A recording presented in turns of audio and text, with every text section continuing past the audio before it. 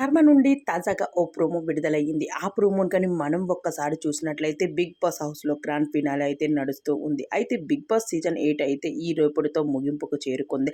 అయితే 'big boss' హౌస్‌లో ఉన్న కంటెస్టెంట్స్ అందరూ కూడా ఒక్కొక్కరిగా ఎలిమినేషన్ అవ్వగా 'బిగ్ బాస్' హౌస్‌లో ఇప్పుడు టాప్ ఫైనలిస్ట్ అయితే ఉండడం జరిగింది. టాప్ ఫైనలిస్ట్‌లో నిఖిల్, గౌతమ్, ప్రేరణ, అవినాష్, నాబెల్ అయితే వీరందరూ కూడా టాప్ ఫైనలిస్ట్ అయితే అవ్వడం జరిగింది. అయితే నాబెల్ అయితే 20 లాక్స్‌తో 'బిగ్ బాస్' హౌస్ నుండి వెళ్ళిపోవడం అయితే జరిగింది. అయితే అక్కడ ప్రేరణ ఎలిమినేషన్ అవ్వడం జరిగింది. దాని తర్వాత అవినాష్ కూడా ఎలిమినేషన్ అవ్వడం జరిగింది.